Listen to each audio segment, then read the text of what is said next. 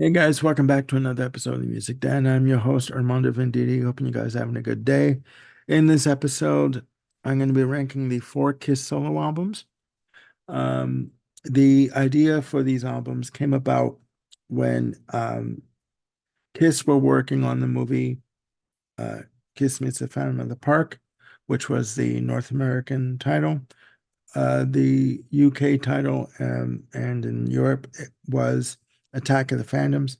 If I were you, I'd get a copy of Attack of the Phantoms. It's a much better quality movie than Kiss Meets the Phantom of the Park.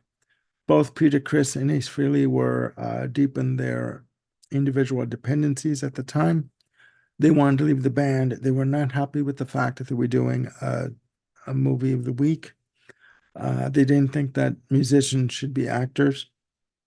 So Paul Stanley, as you probably watched in the 1992 documentary Extreme Close Up, had suggested, okay, we'll all go our separate ways. We'll all do solo albums. We'll take some time apart. We'll do these albums. We'll have covers that unify them. We'll dedicate the albums to each other, basically trying to present a united front with the band. But at the time, it was anything but that. They were not getting along. The idea for the film was from their manager, Bill O'Coin, at the time. And just a little side note, the movie idea was presented to them as A Hard Day's Night meets Star Wars. As corny and cheesy as it is, and as cute as it is at times, it's not good. Um, these albums came out simultaneously on September the 18th, 1978.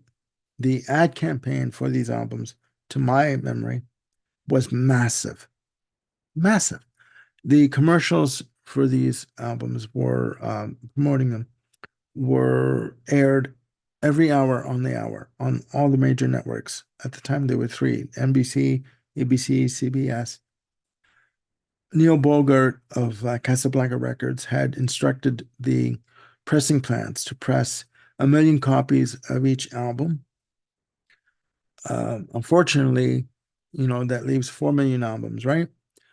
The albums sold a combined total of 1 million albums. So that's 250,000 each. Okay. Which left 3 million in surplus, which had to be sent back to the record company. So, from an ad campaign standpoint, the record company and Neil Bogart took a bath on these albums. They did not do well. So what I'm going to do here is give you my ranking of the four albums. Coming in at number 4 is Peter Criss.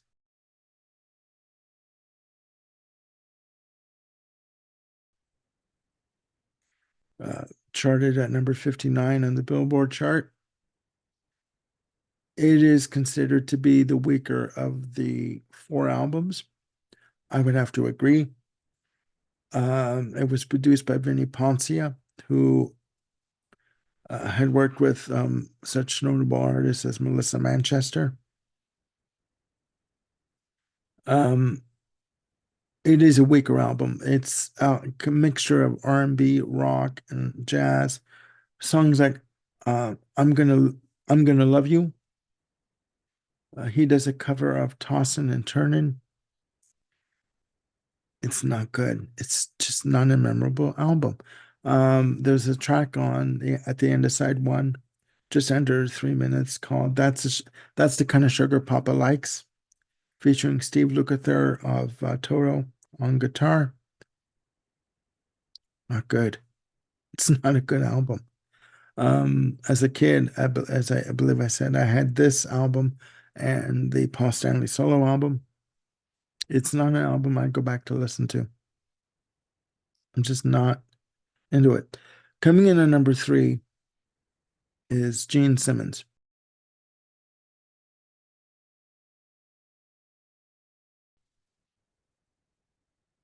Charting at number 22 on the Billboard chart. This album, in terms of musicians, saw who's who of the industry at the time. You had backing him, Jeff Skunk Baxter, uh, Joe Perry, Bob Seger, Donna Summer, Cher, Helen Reddy. Cher and Donna Summer were also label mates at Casablanca at the time when he was dating Cher at the time.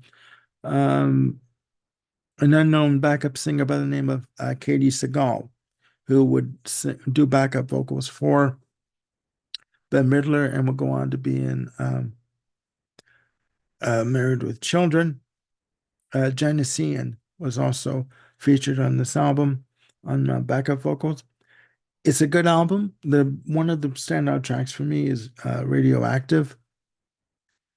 Um, it's Gene Simmons. It's there is a bit of a cheese whiz quality to it with songs like Living in Sin, Burning Up with Fever, See You Tonight. Also Michael Des Bars does backup vocals. See on a track called See You in Your Dreams. He does a version of When You Wish Upon a Star as the final track on the album. You know, the Walt Disney cover. Um, a lot of star power, and Radioactive is a good track on the album. One of the only good tracks on the album, I think. Um, so that's number three. Coming in at number two is Ace Frehley.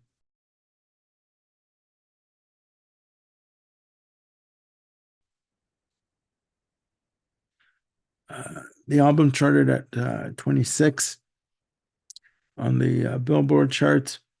A heavy album, heavy guitar work from Ace Frehley, with songs like "Rip It Out," which is a good lead-off track. "Snowblind," another okay track. Vocally, I gotta tell you, I'm not a fan of uh, Ace Frehley's vocals, but in terms of musicianship on guitar, no one better. Amazing guitarist, amazing work. The album was produced by Eddie Kramer, who had worked on Rock and Roll Over and who also produced Kiss's demo tape for Casablanca to be presented to Casablanca Records. Um, Other songs of note are Ozone, What's on Your Mind, the fantastic album closer, the instrumental Fractured Mirror. Amazing guitar work on that. Very intricate, very layered, fantastic. That's number two. Coming in at number one, big surprise, is Paul Stanley.